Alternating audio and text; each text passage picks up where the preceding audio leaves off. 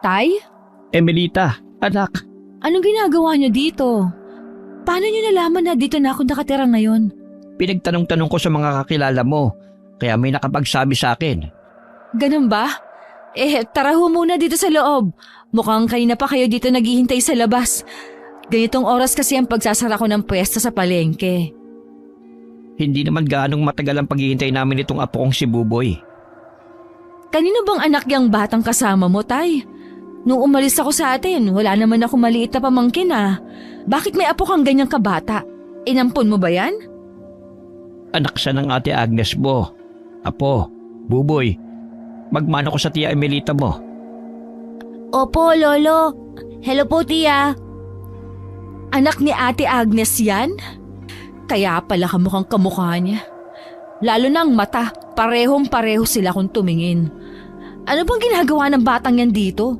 Bakit isinama mo siya? Wala nang ate mo, anak. Namatay na siya noong nakaraang buwan. Hindi kita mahagilap kaya hindi ko nasabi sa iyo eh. Ulila na ang batang ito. Ano? Wala na si Ate Agnes? Ang huling balita ko nung namatay ang asawa niya, tapos ngayon si ate naman? Bakit? Ano nangyari? Ano ikinamatay ni ate? Kung ano-ano lang. Hindi matukoy ng doktor ang naging sakit niya eh. Naisip namin baka kinulam. Kung ano-ano na kasi lumalabas sa katawan niya hanggang sa lumala. Tapos bumigay na ang katawan niya. Isa lang ang ibig sabihin niyan, karma niya. Alam niya kasing masama ang mangkulam, tapos minana pa niya kay Lola. Hindi naman nangulam ang ate mo eh. Ginagamit niya ang kakayahan niya para manggamot. Kahit na. Malay mo may nainggit sa kanya tapos kinulam siya. Sinabihan ko na kasi siyang wag nang gawin ang ginagawa ni Lola. Di ba si Lola namatay din dahil pinakulam ng kung sinong nainggit sa kanya? Di inulit niya lang. Tingnan mo ngayon, maagang naiwan ang batang yan. Sandali nga po. Bakit may sinama dito ang batang yan? Tungkol talaga sa kanya ang sadya ko. Dinala ko siya rito kasi anak, wala nang kukup-kup sa kanya eh. Ayaw siyang tanggapin ng Kuya Alfred mo kasi ang dami na nilang anak. Alam mo namang nakikita lang ako sa kanila. Baka pwedeng dito na muna sa'yo si Buboy. Ano? Tay naman? Alam niyong wala akong kahilig-hilig sa bata. Tsaka anong gagawin ko sa kanya dito? Wala siyang kasama dito sa bahay. Nagtatrabaho kaming pareho ni Lando. Alam nga namang isarado ko ang pwesto sa palengke para lang bantayan ang batang yan. Hindi bantayan si Buboy anak. Matalinong bata ito at mature ang isip. Pinalaki siya ng ate mo na hindi pabigat sa iba. Bilinin mo lang ng dapat niyang gawin. Maintindihan niya kaagad yun. Ay naku! Sabi ko na nga ba talagang problema ang hatid mo sa akin, Tay? Malalim ang tingin niya sa bata habang kinikilatis ito. Lalo siyang nainis dahil nakikita niya ang itsura ng kapatid na namatay. Kamukhang kamukha ng bata ang ina nito. Hindi maiwasan ni Emelita na maalala ang galit niya sa kapatid. Malaki ang inggit niya kay Agnes dahil minana nito ang karunungan lihim ng kanilang lola. Gustong-gusto niyang makuha yon. Pero mas pinili ng matanda ang kanyang kapatid na turuan kesa sa kanya. Yun ang dahilan kung bakit iniwan niya ang kanilang lugar. Dahil gusto niyang kalimutan ang lahat para mamuhay siyang malayo sa kapatid. Pero nang makita niya si Buboy, nanumbalik ang pagkainis niya sa kapatid. Nabuo sa isipan niya ang planong paghihigante. Dahil patay na ang kapatid niya, gusto niyang ibuhos ang galit sa anak nito. Yun ang dahilan kung bakit siya nagpasyang kupkupin ng bata. Ilang araw nang lumipas nang iwan sa kanya si Buboy. Malaki rin ang ginhawa niya dahil nauutusan niya ang pamangkin. Isang umaga, hinagilap niya to dahil wala sa loob ng bahay. Buboy! Buboy! Nasaan ka bang bata ka? Ikaw na kutong lupa ka. Palagi mo nalang pinapasakit ang lalamunan ko dahil sa kakahanap sa'yo. Buboy! Tia, nandito po ako sa labas. Anong ginawa mo dyan sa labas? Sabi niyo po walisan ko po ang bakuran. Bakit napakakupad mo? Kanina ko pa yan inuutos sa'yo Hindi pa rin tapos? Tingnan mo nga! May nawalis ka na ba? Wala namang nalinis dito sa labas Ang mga dahon nagkalat pa rin. Anong ginawa mo dito? Ayun! Nakikiusyoso ka sa kapitbahay. Nakita mo kasi na nag-aaway na naman ang mag-asawa dyan sa kabila. Halika nga dito! Ikaw na bata ka? Kaliit-liit mo pa? Tsismoso ka na? Akin na nga tenga mo, Ginagalit mo talaga ako. Aray ko po, tiya! Masakit po! Huwag niyo pong pingutin ang tenga ko! Aray ko po! Bitiwan niyo po ako! Tiya, baka po matanggal! Talagang tatanggalin ko ang tenga mo para magtinukang bata ka. Napaka-tsismoso mo! Dapat talaga sa'yo ay mawala ng tenga nang hindi ka na makasagap ng tsismis. Tara sa loob at nang matanggal ang tuluyan ng tenga mong yan! Aray ko po, tiya! Tama na po! Ano ba yan? Ang aga-aga ang ingay-ingay niyong dalawa. Ano bang ginagawa mo sa batang yan, Emelita? Tinuturuan ko ng leksyon. Aba, ang aga-aga sumasagap ng tsismis sa kabilang bahay. Hindi naman po Nakita ko lang po silang nag-aaway. Naaawa po ako sa babae kasi sinasaktan po siya. Salbahe po yung lalaki. Sana po mamatay na ang ganong tao. Bad po siya. Ang sama-sama niya. Hoy! Ikaw na bata ka? Talagang manang-mana ka sa nanay mo mangkukulam, Masama ang humiling ng masama sa kapwa. Paano kung magkatotoo yon? Anak ka pa naman ng mangkukulam. Huwag ka nang magsalita ng ganyan, Opo, tiya. Ano ba yan, Emelita? Tigilan mo na nga yung bata. Pinapatulan mo pa yan kalit-lit niyan. Oh, nakapagluto ka na ba? Kailangan ko na mag-almusal. Abay, papasok ako sa trabaho. Oo, nakapagluto na ako. Hoy, Buboy! Maghain ka na nga sa kusina ng may pakinabang ka naman. Hindi yung puro chismis ang inaatupag mo. Opo, tiya. Nang makapaghain na si Buboy, kumain sila ng sabay-sabay. Panay ang bili ni Emelita ng mga dapat gawin ng bata habang wala silang mag-asawa. Ipinagawa niya sa bata ang mga gawaing bahay.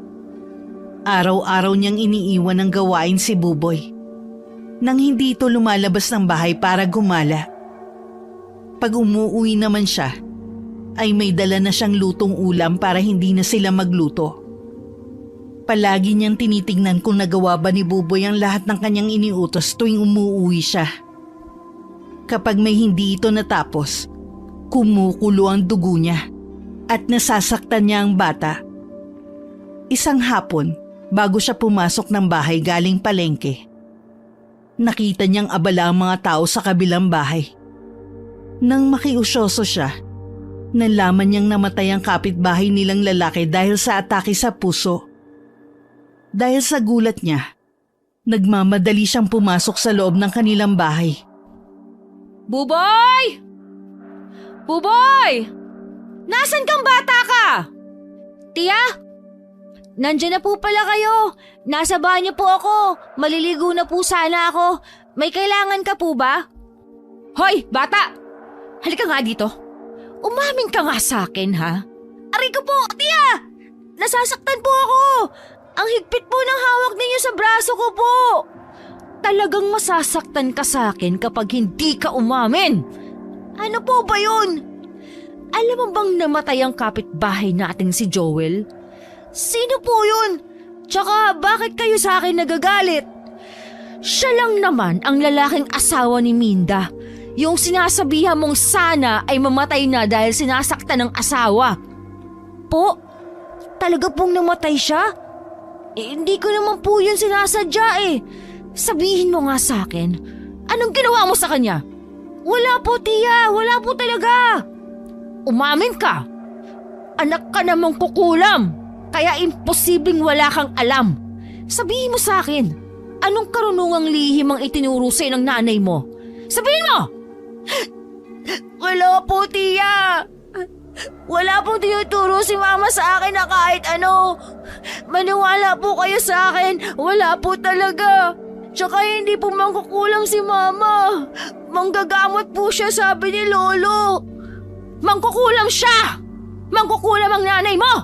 Mga kampon kayo ng dilim! Ikaw ang may gawa kung bakit namatay si Joel! Sa susunod, anong balak mong gawin, ha? Sinusunod mong papatayin! Sabihin mo! Wala po, Tia! Hindi ko naman po alam na namatay siya. Wala po akong ginawa. Wala po talaga. Bitiwan niyo po ako. Nasasaktan po ako. Aray ko po. Tia, masakit po. Wag mo nang gagamitin ulit ang kapangyarihan mo bilang mangkukulam, ha? Dahil sa sunod, palalayasin kita dito sa bahay ko. Matutulog ka sa lansangan. Naintindihan mo? Sumagot ka! Sagot! Opo, Tia. Opo. Kahit binitiwan na niya ang pamangkin, ay hindi pa rin maalis ang kanyang galit. Masama pa rin ang tingin niya rito. Maya-maya'y dumating na ang kinakasama niyang si Lando at naabutan sila sa ganong sitwasyon. Ano na naman yan, Emelita? Bakit pinapayak mo na naman yung bata? Wala. Huwag mong kampihan ang anak na mangkukulam na yan, ha? Sigurado akong may ginawa siya kay Joel. Namatay siya dahil sa atake sa puso. Ayun, hindi mo ba napansin? Inaayos na ang burol niya sa bahay nila. Ano? Patay na si paring Joel? Teka nga, atake sa puso ang kinamatay ka mo? Ano naman ang kinalaman ni Buboy doon? Ang mga mangkukulam may taglay na karunungan makakasakit sa kapwa. Lando, anak siya na mangkukulam. Sigurado akong may ipinamanang kung ano sa kanyang ina niyang kampo ng dilim. Sus ko naman, Emelita. 7 taong gulang lang ang pamangkin mo. Malay ba niya ganyan mga sinasabi mo? Sige na, Buboy. Doon ka na sa kwarto mo. Huwag mo na lang pansinin ang tiyahin mong kinulang yata sa utak. Ako pa talaga ang kinulang sa utak, Lando? Sa inaasta mo, oo. Tama na yan. Pagod tayo sa trabaho at huwag mo nang dagdagan pa ang mga pagod natin. Nagugutom na ako. May pagkain na ba? Hoy, Buboy! Ikaw ba'y nakapagsaing na? Opo, Tia. Ay, bakit naman pati pagsasaing ay iniasa mo sa bata? At sino naman ang gagawa? Pareho tayo wala dito sa bahay, Lando. Natural, gawain ni Buboy yun. Dapat lang na kumilos siya sa bahay na to, ha? Kailangan niyang pagtrabahuhan ng libre ang pagtira niya dito sa bahay. Aba, wala nang libre dito sa mundo. Kailangan niyang kumilos ng makatulong. Naku, Emelita. Wala na talaga akong masabi sa'yo. Huwag ka nga umangal-angal dyan. Huwag mong makampi-kampihan ng batang yan. Kung hindi, 2 kayo matutulog sa lansangan. Bahala ka na sa buhay mo. Kinaumagahan nang magising si Emelita. Naabutan niya si Buboy na nasa may pintuan. Kinakausap nito ang isang aso. Tahimik niyang pinagmasdan ng bata. Ikaw na aso ka? Tinangay mo ang tsinelas ko. Nag-iisa lang yun. Hindi na ako makakabili nun kasi wala naman akong pera. Tapos sinira mo pa. Tingnan mo, paano ko itong masusuot? Sira na. Kasalanan mo to. Huwag kang pupunta dito, ha? Nako, talagang aso ka. Mamatay ka na sana. Magkaroon ka ng galis yung malala para maturuan ka ng leksyon. Pasaway ka. Buboy! Ano ba yung ginagawa mo? Tia, paano po kasi yung aso? Sinira po yung tsinelas ko. Iniiwan mo kasi kung saan-saan ang mga gamit mo. Natural, sisirain ng aso yan. Wala naman yung isip Kasalanan mo yan. Huwag mong isisi sa aso ang kapabayaan mo. Itaboy mo nga ang asong yan. Ayoko sa mga hayop. Kinakausap mo baka mamaya. Dito na yan tumira. Pareho ko kayong ilalagay sa kulungan Itaboy mo yan. Opo, Tia. Malis ka na, Doggy. Chu! Alis na! Alis na sabi! Alis! Kayo nakapagising? Opo. Nagsaing ka na ba? Nag-init ka ba ng tubig? Opo, Tia. Mabuti naman. Halika dito sa kusina. Tulungan mo ako magluto ng ulam. Mamaya, sumama ka sa akin sa palengke. Wala ka namang gagawin dito sa bahay. Doon ka sa palengke para makatulong ka naman nang makabayad-bayad ka sa kinakain mo. Opo, Tia. Nang isama ni Emelita ang bata sa pwesto niya sa palengke, palagi niya napapansin ng mga kilos nito na para sa kanya ay kakaiba na. Nakikita niya sa bata ang ugali at kilos ng namayapa niyang kapatid. Kuhang-kuha ni Buboy kung paanong tumingin ang mata ng ina nito. Mga tingin na pailalim at kumikilati sa mga tao. Naniningkit din ng mata ng bata sa tuwing may mga tao siyang hindi nagugustuhan. Naglalaro sa isipan ni Emilita kung anong iniisip ng bata sa tuwing tumititig ito ng masama. Hindi niya maiwasang bantayan ang kilos ng pamangkin. Sa pag-iisip na baka may gawin itong hindi maganda at magimit siya para kainisan sila ng mga tao. Hanggang sa isang beses na mapalingon siya kay Buboy, nakita niyang titig na titig ito sa isang matandang lalaking nagsusungit. Pinapagalitan ng lalaking yun ang batang kasama at pinagbubuhatan pa ng kamay. Nang hilabot si Emilita nang makita niyang gumagalaw ang mga labi ni Buboy na para bang nag-uusal ng orasyon. Nagtayuan ang kanyang balihibo sa katawan dahil sa ginagawa ng bata. Buboy! Po! Tia! Bakit po? Umalis ka nga dyan sa harapan. Tingnan mo, hindi makita ng customer ang gusto nilang bilhin. Dumito ka sa sulok. Itago mo nga yung sarili mo dito. Opo. Ikaw talagang bata ka kahit kailan wala kang kadala-dala. Nang wala ng taong pumupunta sa pwesto nila, kinausap niya ng seryoso si Buboy. Hindi mapakali si Emilita hanggat hindi niya nalalaman ang ginagawa nito. May kung anong nagtutulak sa isipan niya na paaminin ng bata dahil may ginagawa itong hindi niya nalalaman. Buboy, tara nga dito. Bakit po, Tia? Ano po ang iuutos nyo? Nakita kita kanina habang nakatingin ka doon sa lalaki na nagagalit doon sa bata. May binubulong ka. Ano yon? Po? Wala naman po. Anong wala? Kitang-kita ko na gumagalaw ang bibig mo. May inuusal kang orasyon ano? Anong mga dasal bang tinuro sa'yo ng nanay mo? Ikaw ha? Wag na wag mo nang gagawin kung ano man ang itinuro sa'yo ng nanay mo mangkukulam. Naiintindihan mo ba? Alam mo ba kung bakit namatay ang nanay mo? Dahil ginantihan siya ng mga kinulam niya. Gusto mo bang mangyari sa'yo yon? Wala naman po akong ginagawa, Tia. At saka po, hindi naman mangkukulam si Mama. Huwag mo nang ipagtanggol ang ina mo. Mas kilala ko siya kaysa sa'yo. Kasi sabay kaming lumaki. Ikaw, kailan ka lang naman nabuhay dito sa mundo? Wala kang alam. Ako ang magsasabi sa'yo ng totoo. Ang nanay mo mangkukulam. Natatandaan mo ba si Joel? Yung kapitbahay natin? Di ba galit ka doon? Oh, ngayon patay na siya. Inorasyonan mo kasi. Paano mo ngayon ipapaliwanag yan, ha? Tapos ano? Sino naman ang isusunod mo? Yung lalaki kanina? Hoy, bata! Kabata-bata mo pa, ha? Mamamatay tao ka!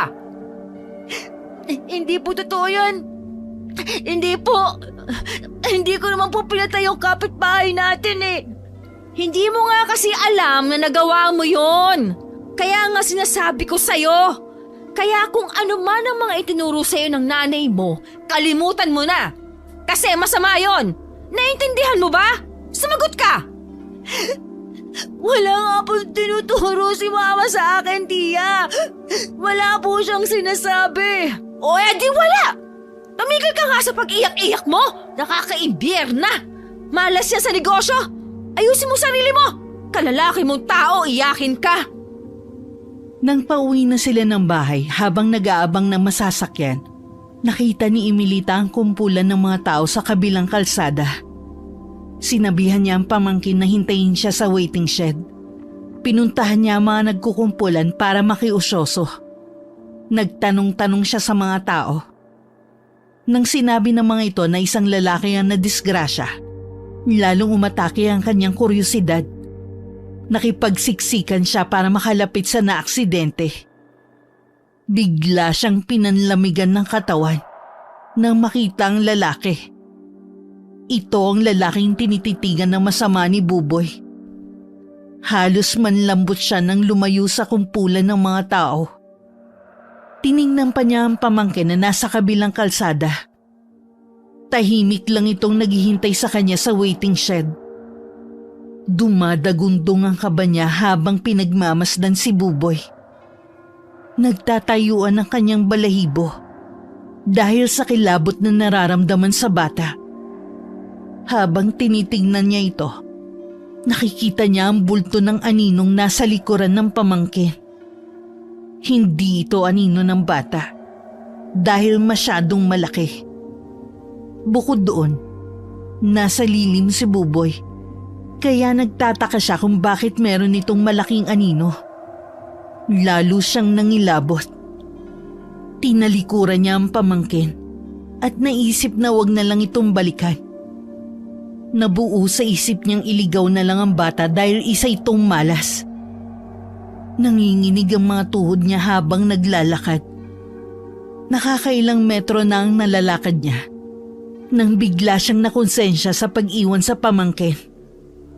Nagbuga siya ng malalim na hininga bago nilingon uli ang bata. Gulat na gulat siya nang makitang wala ito sa waiting shed. Mabilis niyang iginala ang paningin para hagilapin si Buboy. Hindi niya ito makita. Hanggang sa maramdaman na lang niya ang paghawak ng maliit na kamay sa kanyang braso. Natigilan siya nang maramdamang sobrang lamig ng kamay na yon. Nagsalita pa ito na lalong nagpakilabot sa kanya. Naghahalo ang boses ni Buboy at boses ng nakakatakot na nilalang na tila nang gagaling sa malalim na hukay. Lalong nanlaki ang kanyang mga mata. Nanginig na rin ang mga kamay niya at halos hindi niya magawang tingnan ng pamangkin dahil sa kanyang takot. Maya-maya ay naging normal na ang boses ni Buboy, kaya nagawa na niya itong tingnan. Tia, paanong nakarating ka dito? Di ba nandun ka sa... Iniwan kita dun sa... Opo, sorry po. Nainip po kasi ako. Natakot po ako na baka hindi niyo na ako balikan. Kaya sumunod po ako sa inyo, Tia. Hindi na po magpapasaway po. Promise po. Huwag niyo lang po akong iwan. Natatakot po ako. Ano? Natatakot ka? Opo. Saan ka natatakot? Nakaramdam ng awa si Emilita nang makita ang sobrang lungkot na mata ng pamangkin.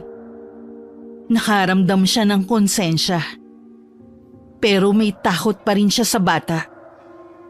Hindi niya alam kung may kinalaman nito sa mga nangyayaring pagkamatay ng mga lalaking tiningnan nito ng masama o kung nagkataon lang ba ang mga yon.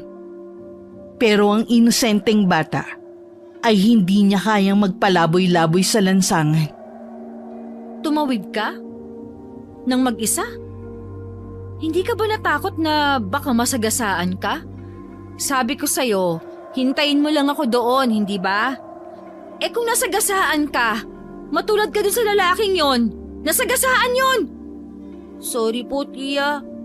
Sumabay naman po ako sa mga taong tumawid kanina. Bakit po pala nasagasaan yung lalaki? Hindi ko alam. Lasing siguro. Umuwi na nga tayo. Magluluto pa ako ng hapunan. Si Tito Lando mo, maya-maya uuwi na. Umuwi na tayo. Opo. Habang naglalakad sila, panay ang tingin niya sa bata. Napansin niyang wala itong suot na tsinelas. Napaisip siya kung kailan pa nakayapak ang pamangkin dahil hindi naman niya yun napansin nang umalis sila ng bahay. Bakit wala kang tsinelas, Buboy? Hindi ba po sinira nung asong gala? Kasalanan ko naman po. Naiwan ko po kasi sa labas ng bahay ang tsinelas ko. Bakit mo kasi iniwan doon? Kasi po, naglampaso ako ng sahig. Madudumihan po kapag pinasok ko po yung tsinelas ko. Mula kaninang umaga, pag alis natin ng bahay, nakayapak ka na? Opo. Diyos ko naman, Buboy. Bakit hindi mo sinabi? Nagmumukha ka tuloy-pulubi sa ginawa mo. Tapos kasama kita? Ano yan? Namulot ako ng batang lansangan? Baka isipin pa ng mga tao na dinudukot kita. Ay nako! Tara nga doon, ibibili kita ng tsinelas. Pero wala po akong perang pambayad, Tia. Ay! O di pauutangin na lang kita muna. Pero wala pa rin po akong pambabayad. Pag lumaki ka na, pwede ka na magtrabaho. Pwede mo nang bayaran ang mga utang mo sa akin. Ililista ko na lang muna. Talaga po? Salamat po, tiya. Napalunok na lang ng laway si Emelita dahil sa inosenteng reaksyon ng bata. Sa mga ganong sinasabi niya, ay paniwalang paniwala ito at naging masaya pa. Hinigit na lang niya sa braso ang pamangkin at saka naglakad sila papunta sa bilihan ng mga gamit. Napansin na rin niya ang suot nitong damit na luma na at may mga punit kaya ibinili na rin niya ito. Heto, kunin mo rin tong ternong damit na to. Mukhang bagay sa'yo para hindi ka magmukhang pulubi dahil sa suot mo. Huwag na po, tiya. Mahal po ang tsinelas. Mahal din po ang damit na yan. Baka po lumaki ang utang ko, hindi ko na po mabayaran. Hindi kita palalabasin ng bahay kapag gulagulanit ang suot mo. Kunin mo yan. Kasi po, walang kasi-kasi. Doon! Punta doon! Bayaran natin. Sigurado ka po? Baka po wala ka ng pera. Hindi ako nauubusan ng pera. Ikaw lang ang walang pera sa ating dalawa. Huwag ka nang dumaldal. Kumuha pa uli ng ilang sando at shorts si Emelita para sa pamangkin.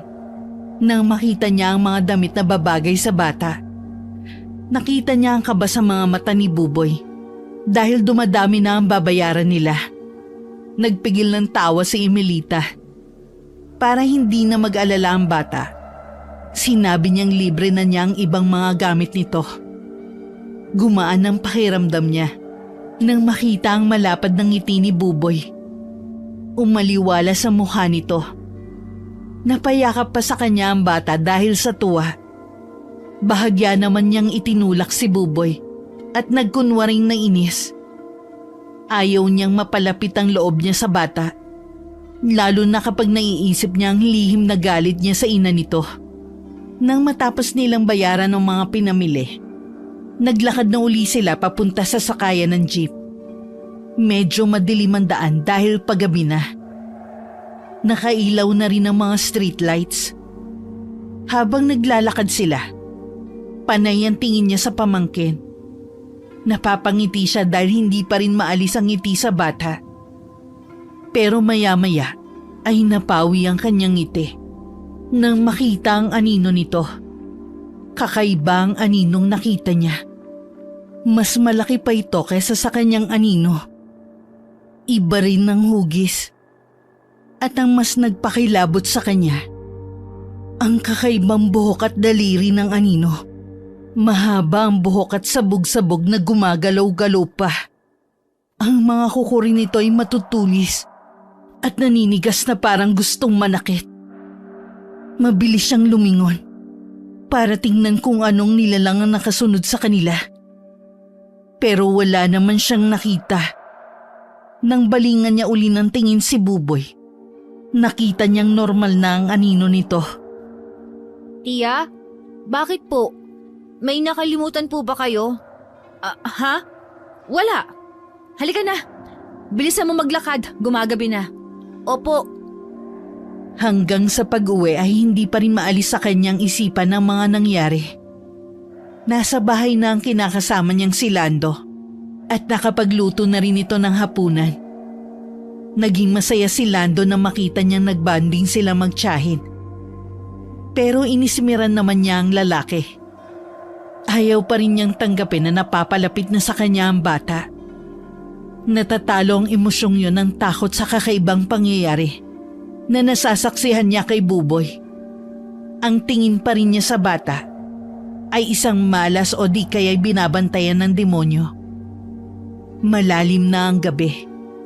Tahimik si Emelita habang nagpapaantok. Ang lalim ng iniisip mo ah. Ginto ba yan? Huhukain ko na. Ay, iniisip ko si Buboy. Yun! For the first time, iniisip mo na siya. Hindi na kumukulo ang dugo mo sa kanya? Mukhang nagugustuhan mo ng bata ah. Hindi yon. Pakiramdam ko may kakaiba sa kanya, Lando. Kakaiba talaga siya. 7 years old pero mature ng isip. Sinong 7 years old ang pwede mong utusan na kaya magsaing, maghugas ng plato, maglampaso ng sahig, magtiklop ng mga sinampay? Minsan nga pinagigim mo ng tubig sa poso ng kapitbahay para punuin ang drum sa banyo kahit may gripo naman tayo. Ibang klase ka talaga. Anong pinapalabas mo? Inaapi ko ang bata? Hindi ba? Anong tawag mo ron? Paniwalain lang ang bata?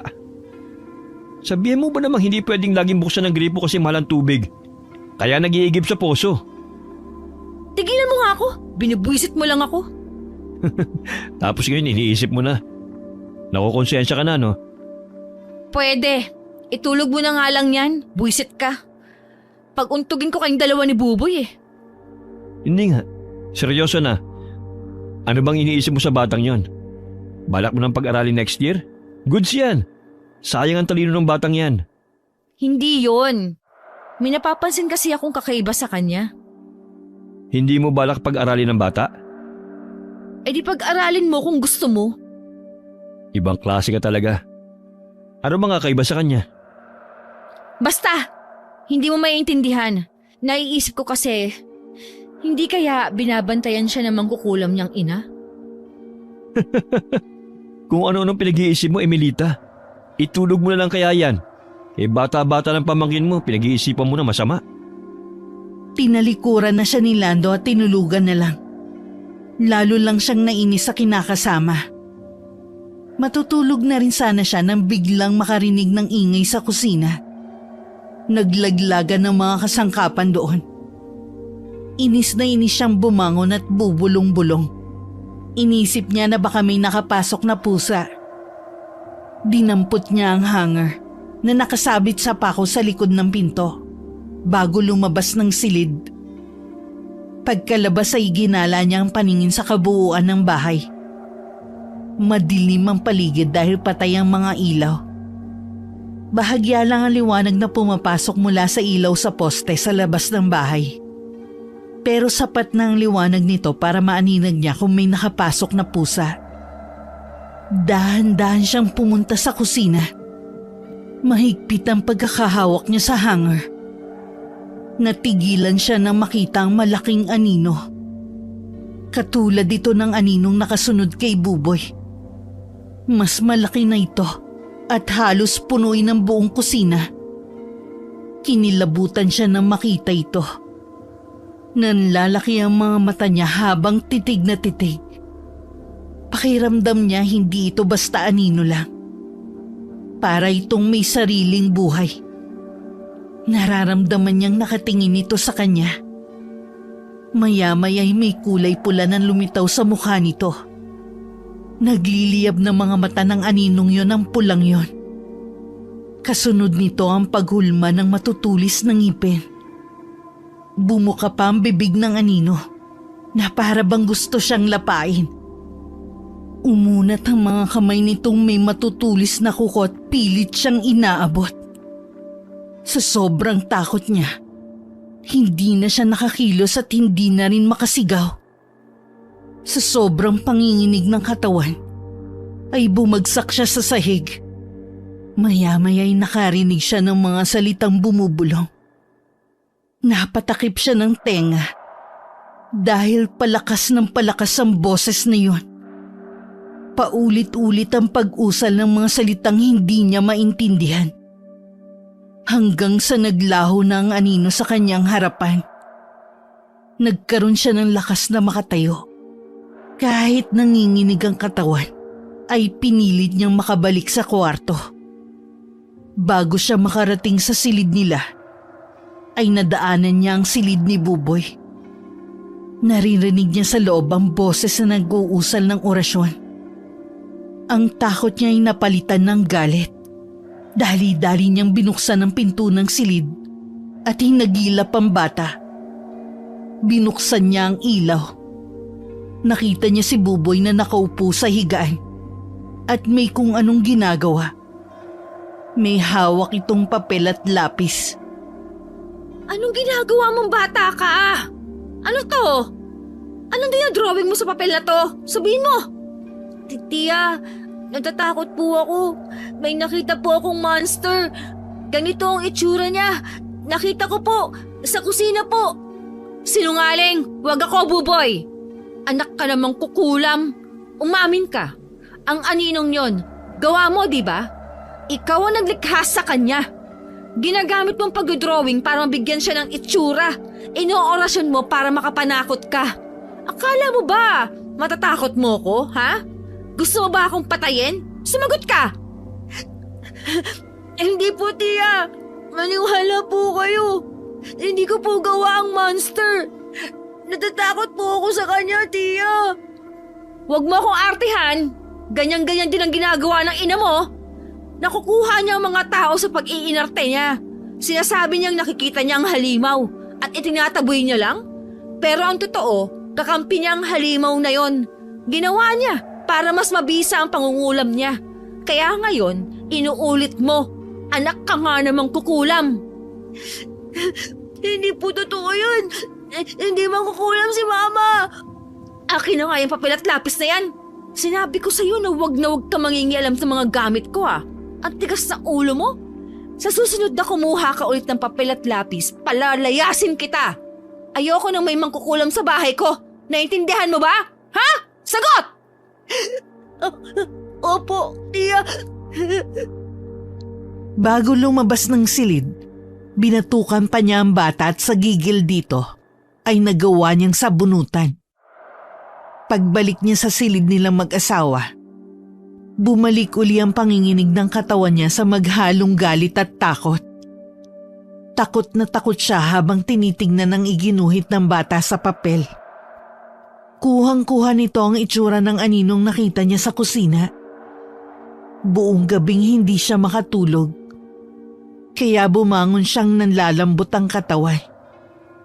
Nakapangalumbaba siya sa kusina habang tinitingnan ang kilos ni Buboy. Iniuutos na lang niya sa bata ang mga gawaing siya dapat ang gumagawa. Nasisigawan pa niya ito kapag nagkakamali ng galaw. Dahil sa ingay niya ay nagising na si Lando. Ano ba yan, Emilita? Sigaw ka na naman ng sigaw. Sinisigawan mo na naman ng bata. Ano bang pinapagawa mo sa kanya? Tatanga-tanga kasi. Pritong itlog lang hindi pa magawa ng tama. Tingnan mo ang niluto niya. Puro sunog. Nakakaisang tray na ang nasayang niya. Hindi pa rin nailuto ng maayos. Ang dami tuloy na sayang oh. Bakit mo kasi pinapagawa sa bata? Malay ba siya sa pagluluto? Kailan siya matututo? Aba, dapat lang na habang bata pa tinuturuan na. Marunong nga siyang kumain tapos hindi marunong magluto. Anong silbi niyan? Ay nako, talaga naman Emilita. Buboy, magpasensya mo ng tiyahin mo. Ang ugali kasi niyan parang pinagsalib na kulog at kidlat. Hoy bata, ipagtimpla mo nga ako ng kape. Ayusin mo ha.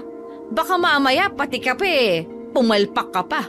Tubig lang yan sa 3-in-1. Opo, tiya. Dahil sa inis ni Emilita kay Buboy, hindi niya ito isinama sa palengke. Iniwan niya ito sa bahay at binigyan na lang ng mga gagawin para malibang. Tanghali na nang makaramdam si Emilita ng sama ng pakiramdam. Ibinili niya ang tindahan sa kanyang tindera at umuwi siya ng bahay para magpahinga. Naabutan pa niya si Buboy na nanonood lang ng palabas sa TV. Binati siya nito pero hindi niya pinansin. Nagtuloy-tuloy siyang pumasok sa kanyang silid. Sobrang bigat ng pakiramdam niya na para bang lalagnatin. Gumamit pa siya ng thermometer. Pero napag-alamang hindi naman nilalagnat kaya itinulog na lang ito. Mahimbing na siyang nakakatulog nang maalimpungatan siya. Dahil may malamig na bimpong lumapat sa kanyang noo. Siraulo kang bata ka? Ano ginagawa mo? Nilalagnat ka po, tiya. Kaya nilagyan ko po kayo ng bimpong basa. Ganyan po kasi ang ginagawa sa akin ni Mama kapag may lagnat ako. Ano naman ngayon? Sinabi ko bang gawin mo sa akin? Inistorbo mo pagtulog ko. Doon ka nga sa labas. Tsaka pwede pa. Huwag kang pasok ng pasok dito sa kwarto. Ayoko ng istorbo. Gusto ko ng pahinga. Opo, tiya. Alam mo, nagkasakit lang ako ngayon kasi nandito ka sa bahay. Ini-stress mo ako palagi. Ibalik na lang kaya kita kay tatay. Tiya, ayoko po doon. At bakit? Hindi ko po gusto ang asawa ni Tiyo. Kaya po ako dinala dito ni Lolo kasi ayaw po sa akin ng asawa ni Tio. Eh bakit ako? Gusto ba kita? Hindi ba hindi rin? Pero mas gusto po kita. Eh ayoko nga sa'yo. Tsaka nakita mo na, inaayawan ka ng mga tao. Alam mo kung bakit? Kasi nga, mangkukulam ang nanay mo. Pero wag niyo po akong ibalik doon. Magpapakabait na po ako. Aalagaan ko po kayo. Hindi ko na po susunugin ang itlog. Promise po. Ano bang nagustuhan mo sa akin? Di ba nga, sinusungitan kita palagi? Sabi po kasi ni Mama bago siya mamatay, hanapin daw po kita. Sa inyo daw po ako tumira. Kasi mabait daw po kayo. Hindi niyo raw po ako pababayaan. Sinabi niya yon? Opo. Naniwala ka naman? Opo. Sinungaling ang nanay mo. Ang mga mangkukulam, hindi naman yan sila nagsasabi ng totoo. Masyado kang panigwalain. Ipagluto mo na lang ako ng lugaw. Marunong ka? Opo, tiya. Tinuruan po ako ni Mama magluto ng lugaw. Palagi ko po siyang nilulutuan noong may sakit po siya. Sabi niya, yun lang daw po ang kakainin niya. Bakit daw? Kasi po, yun lang daw ang pagkain na hindi niya isinusuka. Gumiginhawa daw po siya sa lugaw. Ganon? Sige, magluto ka ng lugaw sa kusina. Sige po. Nagpakawala ng malalim na buntong hininga si Emelita pagkalabas ni Buboy ng silid. Nangilid ang mga luha niya nang maalala ang sandaling gusto na niyang pagsisihan. Naupo siya sa kama at namaluktot sa sulok habang yakap ang unan at balot ng kumot ang katawan. Naabutan siya ni Lando sa ganong kalagayan at alalang-alala ang asawa. Kumusta ka na? Sabi ni Buboy nilalagnat ka raw. Patingin nga. Mainit ka nga. May lagnat ka nga. Bakit hindi mo ko tinawagan? Gusto mo ba ng lugaw? Nagpaluto ko raw ng lugaw pero sabi naman ni Buboy ayaw mo namang kainin. Ano gusto mong kainin? Si Ate Agnes. Oh, anong tungkol sa kanya? Namimiss mo ba ang kapatid mo? Gusto mong dalawin ang puntod niya? Ibinigay niya sa akin si Buboy para pahirapan ako, Lando. Ano bang sinasabi mo? Patay na ang kapatid mo. Paano niya yung gagawin? Saka isa pa, bata lang si Buboy. Kaya ka nagkakasakit dahil sa kakasungit mo sa bata. Bakit ka ba galit na galit sa mag-inang yun? Sinisingil na ako ni Ate, Lando. Ano bang pinagsasabi mo? Hindi namatay si Ate sa sakit. Binarang siya. Okay, sino naman ang gagawa nun sa kanya? Pinabarang ko siya, Lando. Ako ang nagpabarang sa kanya. Hindi ko naman alam na hindi niya yun malalagpasan. Kasi alam ko, marunong siya sa karunungang itim. Kaya niyang pagalingin ang sarili niya. Pero bakit hindi niya pinagaling? Bakit hinayaan niyang kainin ang sakit na ibinigay ko? Bakit, Lando? Ano bang sinasabi mo? Galit na galit ako kay Ate. Kasi sabi ni Lola, ako daw ang tuturuan niya ng kakayahan niya. Kasi noon pa man, gusto ko nang manahin ang kakaibang kapangyarihan ni Lola. Manghang-mangha ako kung paano siya mag-usal ng Latin na orasyon. Kung paano niyang napapasunod ang mga alaga niyang insekto papasok sa katawan ng taong bibiktimahin niya. Gusto kong gawin yun. Gusto kong maging kagaya ni Lola. Pero anong ginawa niya? Ibinigay niya kay Ate ang kakayahang yon. Tapos anong ginawa ni Ate? Ginamit niya sa panggagamot. Ayos lang naman sana. Kaso, nung sinabi ko sa kanya na gusto kong matuto, nagalit siya sa akin. Ayaw niya. Pinagdamutan niya ako. Kaya naging sukdulan ang galit ko sa kanya. Nabulag ako ng galit at selos. Kaya pinabarang ko siya. Pero hindi ko alam na mamamatay siya, Lando. Hindi ko naman ginusto na mamatay siya. Ano? Totoo ba yan? Si ate, ginagabayan niya si Buboy. Pinoprotektahan niya si Buboy. Ginagantihan niya ako sa pamamagitan ni Buboy. Palayasin mo ang batang yan! Palayasin mo siya! Palayasin mo! Papatayin niya ako! Emelita, tumigil ka na nga. Kung ano man ang alitan yung magkapatid, walang kinalaman dyan ng bata. Kung totoong galit sa yung kapatid mo, dapat binarang ka rin niya nung buhay pa siya. Alam nila kung sinong bumabarang sa kanila, hindi ba? Malamang alam niya na ikaw ang gumawa nun sa kanya. Kaya siguro hindi niya ginamot ang sarili niya dahil alam niyang babalik yun sa'yo. Kaya mas pinili niyang mamatay na lang. Mas inisip ka pa rin niya hanggang sa uli. May dahilan siguro siya kaya ginawa niyang manahin ang karunungang yun. Kasi alam niyang gagamitin mo sa masama. Dahil sa ugali mo. Hindi totoo yan! Kahit kailan, hindi naman niya ako inisip. Dati pa, ang gusto niya, lahat ng meron ako, sa kanya mapunta. Ewan ko sa'yo. Lando, ibalik mo na si Buboy kay tatay. Tawagan mo si tatay, sabihin mo, kunin na ang bata. Ayoko siya dito, alisin mo siya dito. Kasi, kinakain ka na ng konsyensya mo? Hindi si Buboy o ang ina niya ang kalaban mo rito, Emelita. Sarili mo ang kalaban mo. Mag-isip ka nga ng tama. Galit na iniwan siya ng asawa sa silid. Umiyak na lang siya ng umiyak hanggang sa makatulog. Maya-maya ay nagising ang diwa niya dahil nakakarinig siya na may nag-uusal ng orasyon. Gusto niyang dumilat pero sobrang bigat ng talukap ng kanyang mata. Mabigat din ang kanyang katawan na kahit ang kanyang braso ay hindi niya magawang itaas. Sinubukan niyang magsalita pero ungo lang ang kanyang nagagawa. Sobrang lamig ng paligid. Pakiramdam niya ay wala na siya sa sariling silid. Para siyang nasa loob ng kuwebang sobrang lamig at sobrang dilim.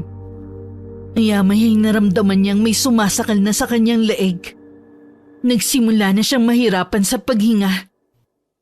Pinilit niyang igalaw ang katawan. Sinimulan niyang paggalawin ang hililiit sa kanyang kamay. At nang magawa niya, ay nakagalaw na siya. Bigla niyang hinawakan ang sariling leeg para pigilan ang sumasakal sa kanya. Nang dumilat siya, tumambad sa kanyang nakakatakot na anino. Tumatawa ito ng nakakatakot. Nagliliyab sa pula ang mga mata nito. Iginala niya ang paningin sa silid para maghanap ng tulong. Nakita niya si Buboy sa sulok ng silid. Gumagalaw ang mga labi nito. Nakita niyang nag-uusal ng orasyon ng bata. Abala rin ng bata sa ginagawa nito. May kung ano siyang sinusulat sa papel. Mahigpit ang paghawak ng bata sa lapis. At halos mabutas ang papel sa madiin nitong pagsulat. Galit na galit si Emelita sa pamangkin.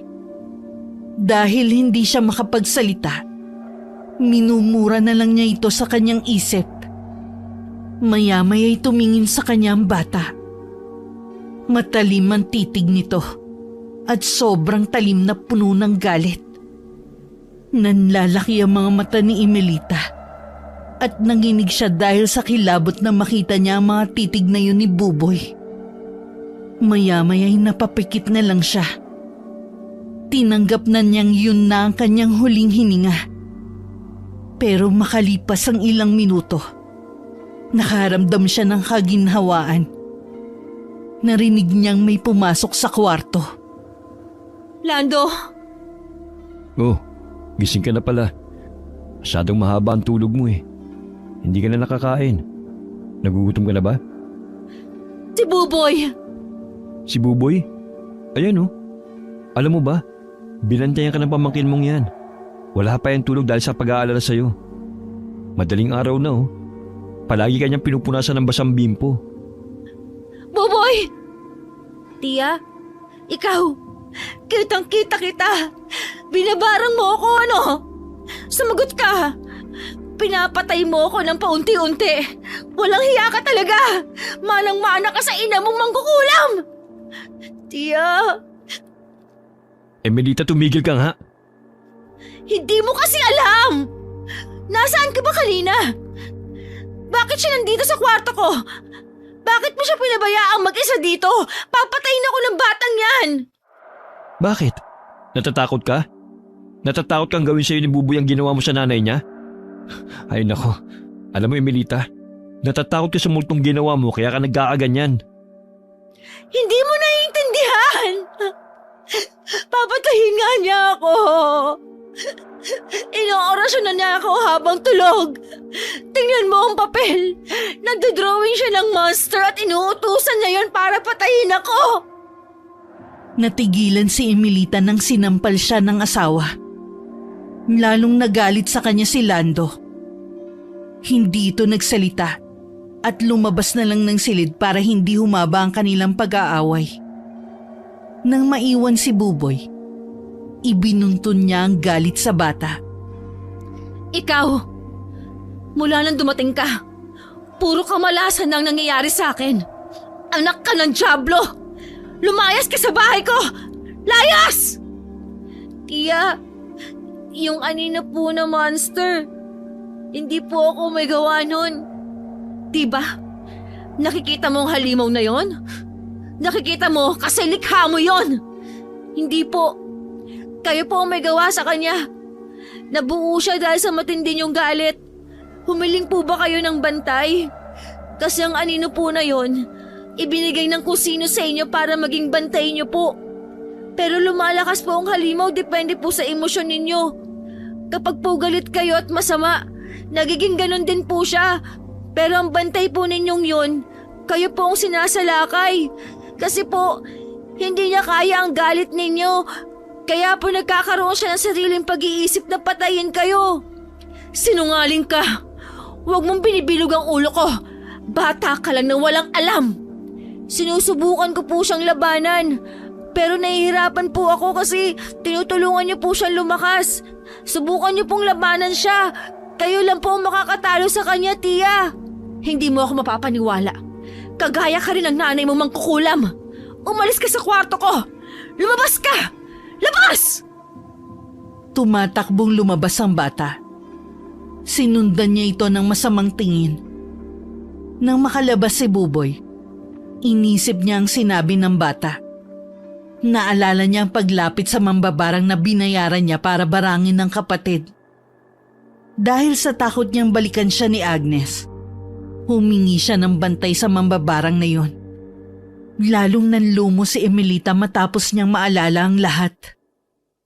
Nilukob siya ng takot at kilabot. Lalo siyang nalito at hindi na makapag-isip ng tama. Umiyak na lang siya ng umiyak para mailabas ang takot na kanyang nararamdaman. Para na siyang baliw habang tinitingnan ang kabuuan ng silid. Natatakot siya na baka nagtatago ang aninong halimaw sa sulok ng kwarto.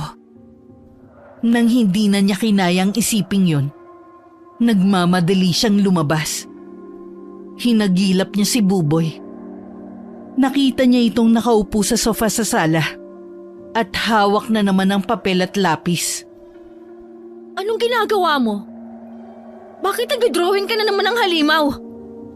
Tia, kailangan ko pong gawin kasi kapag po inilalantad ang itsura ng halimaw, nababawasan po ang lakas niya. Sabihin mo, paano mo matatalo ang halimaw na yon? Kaya mo bang talunin? Hindi ko po alam. Sabi po ni Mama sa akin bago siya mamatay, iligtas daw po kita sa monster. Kinakain ka raw po ng sariling galit kaya po lumalakas ang monster. Sinabi ni ate yon? Opo. Emelita! Ano na naman yan? Pinagagalitan mo na naman si Buboy? Buboy, sige na, pumasok ka na sa kwarto mo. Patulog ka na. Hindi pa kami tapos mag-usap. Bakit mo siya pinapaalis? Tama na, utang na loob. Tinawagan ko kanina si Tatay Delphine. Pinapupunta ko siya rito. Sabi ko magsama siya ng albularyo. Ano? Bakit? Mukha ka kasing sinasapian. Ang lalim ng mga tingin mo. Hindi naman dahil sa lagnat lang. Pag hindi kinaya ng albularyo, saka kita dadalhin sa doktor. Hindi kita pwedeng dalhin sa doktor ngayon dahil baka diretso ka sa mental. Ayusin mo nga sarili mo, Emelita. Dapat siguro sa pari kita dalhin eh. Kailangan mo siguro mangumpisal. Mukhang kinakain ka na ng konsensya mo eh. Hindi na nakasagot si Emelita sa mga sinabi ng asawa. Naisip niyang may tama naman ito. Napaupo siya sa sofa at saka nag-isip ng mahinahon. Inalok siya ni Lando ng pagkain at tumango na lang siya. Doon niya lang naramdaman ang pagkalam ng sikmura. Ipinaghain siya ng asawa at binantayan siya habang kumakain. Pagkatapos nun ay nakatulog na siya sa sofa. Ayaw niyang pumasok sa silid dahil sa pakiramdam na naroon ang aninong halimaw. Pagdilat niya, tumambad sa kanya ang ama at ang isang matandang lalaki. Nabigla siya ng bangon ng sa likod ng mga ito ay naroon ang halimaw na aninong gumagambala sa kanya. Nakasunod ang anino sa kanyang ama. Tay, O anak, kumusta na ang pakiramdam mo? lumayo ka! Iwanan mo ang tatay ko! Labayan mo siya! Ano bang sinasabi mo? Isang albularyo ang kasama ko. Siya si Apo Lakay. Siyang tumingin sa Ate Agnes mo. Ikaw? Sabihin mo, bakit hindi mo napagaling ang ate ko? Ang ate mo nagdesisyon na huwag siyang gamutin. Bakit? Dahil ayaw niyang saktan na bumarang sa kanya. Sabi niya mahal na mahal niya ang tao ngayon. At kung kagustuhan nito ang mamatay siya, kaya daw niyang ibigay. Ang ayaw niya lamang, imapahamak daw yun. Hindi totoo yan! Ano ba nangyayari sa'yo, anak? Tay, nandiyan na po pala kayo. Oo, kasama ko si Apo Lakay. Si Buboy, nasaan? Nasa kwarto po. Hindi ko po pinapalabas kasi palaging sinusungitan ni Emelita eh. Ganun talaga kapag may sakit. Lalo na ang anak kong yan hindi mahilig sa bata. Pupunta ko muna ang apo ko. Sige po, dun po sa kwarto na yun. Sige, ako nang bahala. Asikusuhin mo lang si Apo. Ibigay mo mga gamit na kailangan niya. Sige po. Wala naman akong ibang kailangan. Dala ko na mga gamit ko eh. Ganun po ba? Umalis na kayo! Wala namang problema sa akin! Bakit ba kayo nandito? Bakit mo ba sila pinapunta, Lando? Tignan niyo po, Apo. Galit na naman siya. Oo nga. Kakaiba rin tumigil. Kailangan nating simulan ng gamutan. Lando! Lando! Emelita! Madali kayo! Ang apo ko! Ano nangyari sa kanya?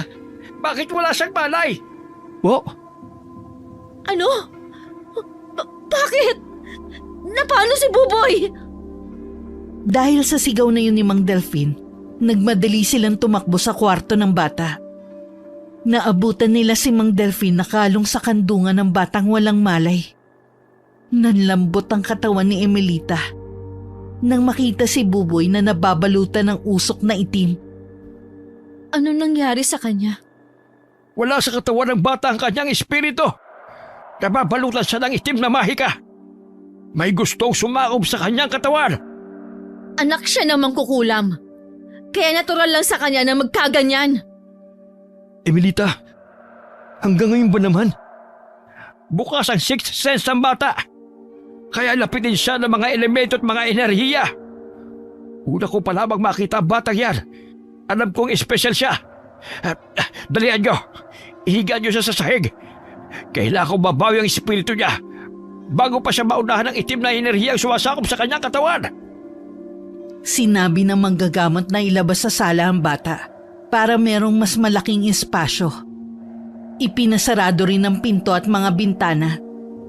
Pagtapos maihiga ang bata sa gitna ng sala, nagtulos ng puting kandila ang albularyo sa sahig at ipinuwesto itong nakapalibot sa bata.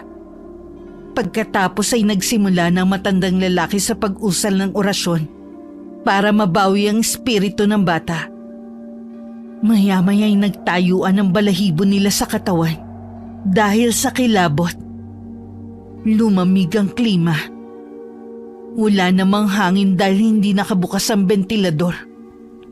Pero kitang-kita nila na tila sumasayaw ang apoy ng mga kandila. Hanggang sa makita ni Emilita ang itim na enerhiyang bumabalot sa katawan ng pamangkin na unti-unting kumakapal. Gumagalaw ang enerhiyang yun na animoy usok na kulay itim. Nabuo ng isang bulto ng taong enerhiya. Sobrang pagtataka ni Emilita na siya lang ang nakakakita sa enerhiyang yun. At kahit ang albularyo, hindi yun nakikita pero nararamdaman lamang nito. Emilita! Po? Wala ka bang nararamdaman sa likuran mo? Ho? Anong meron sa likuran ko? Pakiramdaman mo siya. Lalong nangilabot si Emilita sa sinabi ng matandang lalaki. Dahil doon ay natuon ang kanyang atensyon sa likuran niya. Natatakot siyang lingunin ng nilalang na nararamdaman niyang nakatayo sa kanyang likuran. Ramdam na ramdam niya ang presensya nito. Pero hindi kagaya ng itim na enerhiya. Hindi siya nakakaramdam ng takot sa nilalang na yun. Anong nasa likuran ko? Huwag kang matakot. Nandyan ang pamangkin mo. Ayaw niyang bumalik sa katawan niya dahil ginagabayan ka niya. Inilagay ng bata ang enerhiya ng dilim sa kanyang katawan para iwanan ka nito. Babalik lamang si Buboy sa katawan niya kapag tuluyan nang natalo ang negatibong enerhiya. Dahil nabuo ang enerhiyang yon mula sa galit at selos. Nababahira na ito ng kapangyarihan ng dilim. Kapag hindi natin naagapan, magiging isang mabagsik itong demonyo at papatayin niya ang katawan ng bata. Hindi! Kasalanan ko ang lahat ng ito. Sa akin ito nagsimula. Walang kasalanan dito si Buboy. Huwag ang pamangkin ko. Ako na lang. Ako na lang. Hindi pwedeng mapahamak ang apo ko. Gawin mo ang lahat ng paraan, Apo Lakay. Oo, sa tulong ninyo, gagawin ko. Huwag kayong matatakot sa kalaban. Ngayon lamang ako nakakita ng ganitong sitwasyon. Ang masamang enerhiyang ito ay nagsimula sa barang. Gawa ito ng masamang mambabarang. Hindi na napigilan ni Emilita ang maiyak dahil sa labis na pagsisisi. Nakaramdam siya ng takot para sa kanyang pamangkin. Wala siyang ibang sinisisi kundi ang sarili niya. Sa kauna-unahang pagkakataon, nagawa niya magdasal para sa kaligtasan ni Buboy. Dinig na dinig niya ang pagsabay ng tinig sa pag-oorasyon ng albularyo. Nagmumula ang tinig na yun sa kanyang likuran. Kaya alam niyang si Buboy ang sumasabay kay Apo Lakay. Dahil sa ginagawa nila, nagsimula ng maging agresibo ang halimaw na enerhiya. Lumaki ito ng lumaki na sinakop ang buong bahay. Parang pininturahan ng itim ang mga dingding. Maya-maya'y lumitaw ang nagliliyab sa pula na mata ng aninong halimaw. Nagpaikot-ikot ito sa lahat ng mga dingding. Sa bawat usal ng orasyon ng albularyo, ay lalong nagagalit ang anino. Lalo pa itong naging agresibo nang magsindi na ng insenso si Apo Lakay. Pumailan lang ang usok nito. Dahilan para lumiit ang itim na enerhiya at bumalik sa tabi ng katawan ni Buboy. Kitang-kita ni Emilita ang pagkataranta ng itim na usok. Naghahanap ito ng matataguan. Maya-maya'y nakita niyang pumasok ito sa katawan ni Buboy. Dumaan ito sa bibig ng bata. Napasigaw si Emilita dahil sa takot at pag-aalala sa kung anong mangyayari sa katawan ng pamangkin. Nagulantang silang lahat ng bumangon ng katawan ng bata. Nang dumilat ito, nagliliyab sa pulang mata. Si Buboy! Ano nangyayari? Bakit kulay pula ang mata ng apo ko? Hindi yan si Buboy. Sumapi sa katawan niya ang enerhiyang nagbumula sa dilim. Hala? Paano to? Ano nang gagawin natin? Huwag kayo magpapadala sa takot. Kapag natakot kayo, lalo siyang lalakas. Gagamitin niya ang takot ninyo para matalo tayo. Ano pong gagawin namin? Dasal! Yan ang pinakamabisang sandata sa mga kagaya niya. Dahil sa sinabi ng albularyo, kanya-kanya sila ng dasal. Lalong nagalit ang kanilang kalaban. Nagwala ng katawan ni Buboy. Ibinagsak niya ang mga kasangkapan sa loob ng bahay. Nabuhat din ng bata ang mabibigat na upuan at inihagi sa iisang direksyon. Nang wala na siyang masirang mga gamit, pinalutang nito ang mga nawasak na kasangkapan. Maya-maya'y nagsambulat yun. Kanya-kanya sila ng iwas para hindi tamaan. Nang sandaling huminto ang paggalaw ng mga gamit, napatingin si Emelita kay Buboy. Nakita niyang nakalutang ang mga matatalim na bagay sa gilid nito. Kasama ron ang itak at mga kutsilyo. Nakita rin niya ang albularyong nananatiling nakaupo sa sahig. Hindi ito tumayo para itago ang sarili. Nakapikit ang matandang lalaki at hindi alintana ang panganib. Nakatutok sa matanda ang mga patalim at anumang oras ay babaw nito sa kanyang katawan. Hindi na nakatiis si Emelita. Lumabas siya mula sa pinagtataguan at hinarap ang halimaw na kanyang nilikha. Tama na! Hindi ko alam kung anong klaseng halimaw ka. Pero ang alam ko lang, ako ang lumikha sa'yo. Emelita, huwag mong gawin yan. Nasasapian ng demonyo ang katawan ni Buboy. Hindi siya yan. Hindi yan makikinig sa'yo. Magtago ka rito. Ipinapahamak mo lang ang sarili mo. Mula sa simula pa lang, ako na dapat ang napahamak, Lando. Ako dapat ang namatay at hindi si ate.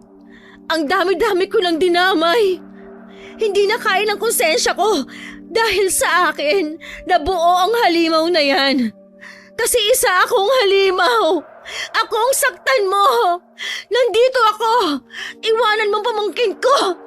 Wala siyang kasalanan. Inosente siya. Sa akin mo itarak ang mga patalim na yan. Huwag ka naman damay pa ng ibang tao. Ako lang ang dapat nasaktan mo.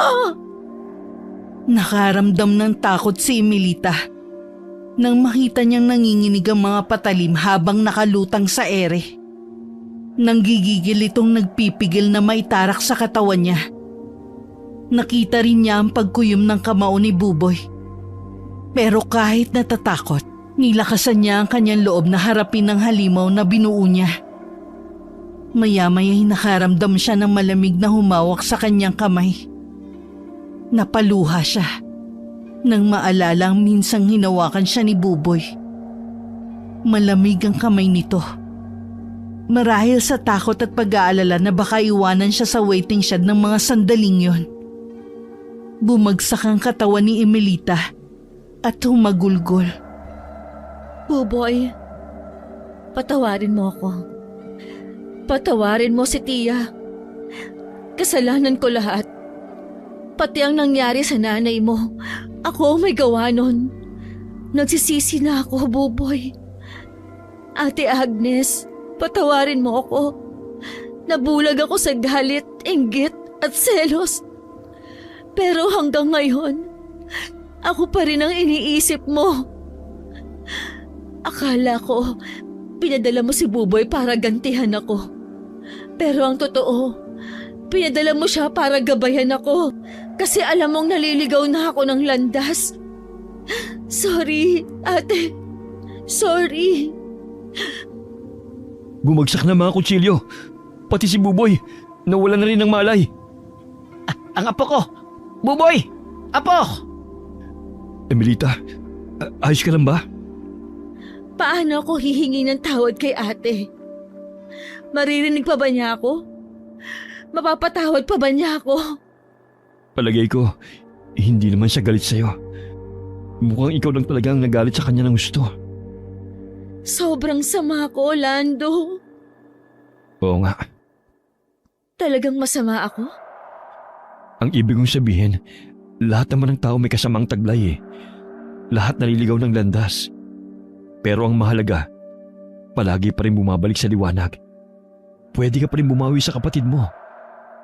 Paano? Si Buboy. Ibinigay niya sa'yo kasi alam niyang hindi mo pababayaan. Si Buboy? Ang pamangkin ko? Ang laki din ng kasalanan ko sa kanya. Marami pang pagkakataon para makabawi ka. Si Buboy, nagkamalay na. Apo ko. Apo, ayos ka lang ba? Lolo? Bakit po kayo nandito? Hala, ano pong nangyari? Bakit po makalat ang bahay? Nilindol po ba o may pumasok na magnanakaw? Tako, wag mong isipin yan, Apo. Ang mahalagay maayos ka na. Sobrang natakot ako. Akala ko hindi ka na babalik sa amin. Hindi naman po ako umalis, Lolo. Teka, kaya po ba kayo nandito dahil susunduin niyo na po ako? Tia, galit ka pa rin po ba sa akin? Ibabalik niyo na po ba ako kay Lolo? Hindi sinagot ni Emelita ang tanong ng bata. Lumapit siya at niyakap ng mahigpit si Buboy. Takang-taka naman ang bata dahil sa walang hintong pag-iyak ni Emelita. Inakala nitong may nagawa na naman siyang ikinagalit ng tiyahin. Iginala pa ni Emelita ang kanyang paningin sa kabuuan ng bahay. Tiningnan niya kung may bakas pa ng mga nakakatakot na pangyayari. Nakita niya ang albularyo na naglilibot sa buong bahay habang pinauusukan ng lahat ng sulok gamit ang insenso. Nag-uusal din ito ng dasal para selyohan ang proteksyon ng bahay. Pagkatapos nun, sinimulan namang harapin ni Apo Lakay si Emelita. Ikaw ang kailangan kong gamutin, hindi ba? Po, Sa'yo nagmula ang lahat. Bukas sa mga senses mo na naghahatak ng mga negatibong enerhiya. Kailangan ko isara. Dahil kung hindi, baka maulit lang ang mga nangyari. Ganun po pala yun? Akala ko, normal sa kanyang palaging masungit at galit. Kapag po ba naisara yun, babait na po ba ang asawa ko? hindi nakakatuwa, Lando. Aba, seryoso ako. Hindi naman ako nagbibiro eh. Para bumait ka na. Hindi nga ganun yun. Apo, nagagalit na naman siya. Pakidalian nga po yung pagsasara ng kung ano-anong nakabukas sa kanya para bumait na. Pakisama na rin pong isarang lahat ng mga butas sa katawan niya para tuloy na siyang bumait. Mamaya ka sa akin, lalaki ka. Humanda ka talaga sa akin. Matapos gawin ng albularyo ang pagsasailalim kay Emelita sa healing at cleansing, nagbigay pa siya ng kwintas bilang proteksyon sa mga negatibong enerhiya. Ayon sa manggagamot, lapitin si Emelita ng mga negatibong enerhiya. Kaya masama sa kanya magkaroon kahit anumang kaalaman ukol sa panggagamot. Dahil sigurado magagamit niya sa hindi mabuting paraan. Binigyan din si Buboy ng kwintas para hindi lapitan ng mga element. Sinabi nitong mabilis maakit sa bata ang mga nilalang dahil sa kakaiba nitong enerhiya. Nang matapos na ang manggagamot, nagpahinga lang sila sandali at nagpaalam na rin ng dalawang matanda. Nagpasalamat si Emelita sa albularyo, lalo na sa kanyang ama dahil sa ginawa nilang pagsalba sa buhay niya. Dahil din sa mga nangyari, nakilala ni Emelita ang kanyang sarili. Nalaman niya kung saan siya nagkamali at kung paano sisimulan ng buhay ng walang galit at hinanakit sa iba. Ilang oras ang ginugol nila para linisin ang bahay. Napapahilot na lang si Emelita sa kanyang sentido nang makitang halos walang natirang gamit sa kanila dahil sa nangyari. Parang bagong lipat sila sa bahay niyon dahil umaliwalas matapos ilabas ang mga gamit na nasira. Grabe, ganito kabilis magpalit ng mga gamit sa bahay? Kung ganito ang paglilinis, hindi na ako maglilinis. Malaking pera naman ang uubusin para makabili ng mga bagong gamit. Sorry ha. Kasalanan ko kasi lahat yan. Wala akong sinasabi ah. Wala rin akong sinisisi. Pero in fairness ha, marunong ka na rin mag-sorry ngayon. Mahusay yung dilalang albularyo ng tatay mo. Nagawa niyang baguhin ang ugali mo eh. Galing! Ikaw! Namumuro ka na! Natatandaan ko, may kasalanan ka pa sa akin ha! Bawal kang magalit. Sige ka, makakabuo ka na naman ng monster. Hindi na mangyayari yon. Kasi ako na mismo ang monster. Halika dito! Makakatikim ka sa akin! Nakalimutan ko pala si Buboy sa kusina. Nagluluto kasi ng itlog yun eh. Tuturuan ko nga pala.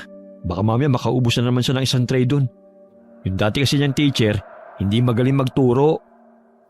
Sige, dadagdagan ko pang inis ko. Makalipas ang ilang linggo, dinalaw ni Emelita ang puntod ng kanyang kapatid kasama si Lando at Buboy. Pagkakita pa lang niya sa puntod, ay hindi niya napigilan ang pagpatak ng luha. Naibuhos niya ang kanyang emosyon at nagawa rin niyang magsisi sa lahat ng kanyang nagawang kasalanan. Nakapagpasalamat din siya sa kapatid dahil iniwan sa kanya ang nag-iisa nitong anak na si Buboy. Nang matapos siyang makipag-usap sa kapatid, naramdaman niyang parang lumaki ang kanyang ulo. Nagtayuan ng balahibo niya sa katawan. Pakiramdam niya ay may iba silang kasama. Mabilis siyang napalingon sa likuran. Bukod kina Lando at Buboy na naghaharutan, nakita niya ang isang malaking anino sa may kalayuang puno. Kilalang kilala niya ang aninong yun. Dahil ganun ang bulto ng kapatid niya, sa punong kinaroroonan ng anino, nakita niya ang marahang pagbagsak ng mga dahon na para bang nagpapahatid ng gustong sabihin ng kapatid niya. Pinagmasdan niya ang aninong yon hanggang sa unti-unting naglaho. Kasabay ng paglaho nito ang paghinturin ng pagkalagas ng mga dahon sa puno. Nawala na rin ang panlalaki ng ulo niya, pati ang mga balahibong nagtatayuan. Hindi ka pa ba tapos, Emelita? Ha? Bakit? Eh si Buboy kasi, ang sabi niya nagugutom na daw siya. Hala, hindi po tiya. Oh, kanina lang nagsabi ka sa akin ha. Sabi mo po ililibre mo ko. Wala akong pambayad. Madadagdagan po ang utang ko, tiyo. Utang? Kanino kami utang? Kay tiya po. Bakit ka nagkautang sa tiya mo? Kasi po, pinalitan po niya ang tsinelas kong sinira ng aso. Tsaka po itong damit na suot ko. Binili niya po sa akin. Ah, kaya pala. Eh di, dagdagan pa natin ang utang mo. Pilistahan pa lang nagaganap eh. Tumigil na nga kayong dalawa. Umalis na tayo. Dumaan muna tayo doon kila tatay para mabisita ko naman sila kuya. Yun. Tapos sakto. Baka may libreng pagkain doon, Buboy. Hindi naman dadagdagan ng utang mo sa tiyahin mong kuripot. Sinong kuripot, ha, Lando? Ako ba yon? Wala akong sinabi ha. May binanggit ba akong pangalan? Wala naman di ba, Buboy? Idamay mo pa talaga ang bata, ha? Hoy, Buboy! Binubugbog na ako ng tiyahin mong masungit. Tulungan mo naman ako rito. Oh, bakit ka natatahimik dyan? Nakita ko po si mama sa bandaron. Nakatingin po siya sa atin. Tapos nakangiti po. Kumakaway pa nga po kanina eh. Mariones, bilisan na nga natin. Kaya ayoko nagpupunta sa sementeryo kapag ganitong hindi pa undas eh. Hindi na rin sila nagtagal sa lugar na yun. Pagkabisita sa ama at kapatid ni Emelita, ay umuwi na rin sila sa kanila. Bago pa sila makarating ng bahay, napansin ni Emelita ang asong sumira sa tsinelas ni Buboy. Punong-puno yun ng galis sa buong katawan. Naalala niya ang salitang nabitiwan ng pamangkin dahil sa galit niya sa asong yun. Hoy, bakit ka natutulala dyan? Bakit mo tinititigan ang asong galisin na yan? Huwag mong sabihin na naawa ka. Di ba ayaw mo sa mga aso? Lando? Si Buboy kaya? Minana niya kaya ang kakayahan ni ate? Ano na naman yan? Seryoso ako. Kasi nung bata pa kami, lahat ng sinasabi ni ate nagkakatotoo, lalo na kapag galit siya. Si Buboy kasi, galit na galit siya sa asong yan. Kaya nasabihan niya ng hindi maganda. Tapos ngayon, nagkatotoo. Nagkagalis nga siya oh. Tingnan mo. Ano ka ba naman? Baka nagkataon lang yan. Sinisimulan mo na naman paghinadaan ng bata. Tsaka, paano mo malalaman na yan yung aso kinaiinisan niya? Hindi mo na yan makikilala kasi wala na yung balahibo. Tayo na, umuwi na tayo. Gusto ko na magpahinga eh. Si Buboy kanina pa nandun sa bahay. Nag-aantay yun dun sa labas kasi sarado pa ang pintuan. Buksan mo na, bilis. Dahil hindi mapalagay si Emelita sa mga naiisip niya tungkol sa pamangkin, dinala niya ito kay Apo Lakay matapos ang ilang buwan. Dahil sa kutob niyang hindi maganda, humingi siya ng payo sa albularyo kung paano maiiwasan ni Buboy na maging katulad ng kanyang ina. Pero ang naipayo lang ng matandang lalaki ay ang tamang paggabay ni Emelita sa kanyang pamangkin. Pauwi na sila ng bahay, galing sa lugar ni Apo Lakay. Tahimik siyang nag-iisip habang naglalakad nang magsalita si Buboy. Tia, bakit po pala tayo nagpunta sa albularyo? Masama po ba ang pakiramdam ninyo? Ha? Hindi naman. Bakit po? Natatakot kasi ako, Buboy. Saan po? Ayokong maging katulad ka ng mama mo. Ibig kong sabihin, hindi ka dapat maging manggagamot na kagaya niya. Kung magiging manggagamot ka man, dapat yung registered, kagaya ng doktor. Tapos magtatrabaho ka sa mga ospital. Pangarap ko nga po yun, Tia. Pero wala naman po akong pera. Siguro po, pag nagkatrabaho na lang po ako, mag-iipon po muna ako. Hindi. Hindi mo kailangang mag-ipon. Pwede kitang pag-aralin, pero may kapalit. Madadagdagan pa ang utang ko sa inyo, Tia. Baka po hindi ako makabayad. Hindi ko sisingilin. Pati yung mga utang mo nung nakaraan, kakalimutan ko na. Basta sa isang kondisyon. Ano po yun? Gusto kong maging mapagtimpi ka. Ayokong nagagalit ka. Hindi ka rin pwedeng nagsasalita ng hindi maganda sa iba. Kahit na sa mga hayop. Dapat maging mapagmahal ka sa lahat.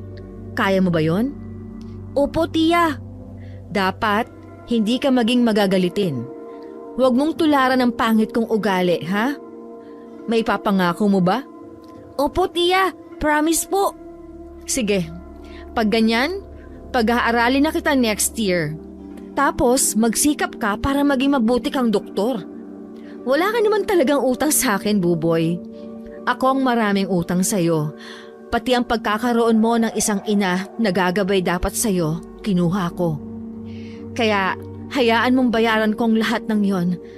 Ako ang tatayong magulang mo para matupad mo ang lahat ng pangarap mo sa buhay. Ayos na ba yon? Salamat po, Tia. Tama nga po si Mama. Mabait po kayo. Si Mama, palagi po siyang tama. Oo, palagi talaga siyang tama. Tapos, ako ang palaging mali. Umuwi na nga tayo. Bilisan mo maglakad. Pagkabukas ni Emelita ng pinto ng bahay nila, bumungad sa kanyang ipis. Dahil sa takot niya, pinaghahampas niya ito ng walis hanggang sa mamatay. Inutusan pa niya si Buboy na itapon ng ipis sa labas ng bahay. Ano pang tinitingin-tingin mo dyan, Buboy? Sabi ko, itapon mo na yan. Bakit ka ba natutulala dyan? Takot ka rin ba sa ipis? Hindi naman po. Bakit ayaw mo pang kumilos? Kasi po, kasasabi mo lang kanina na maging mabait po sa lahat. Pero pumatay ka po ng ipis. May buhay din po kasi sila. Insekto lang naman yan. Hayop pa rin po. Diyos ko, Day! Minsan hindi ko na alam kung saan ako lulugar sa'yo. Basta, itapon mo yung ipis. Mula ngayon, ayoko nang nakakakita ng ipis dito sa bahay.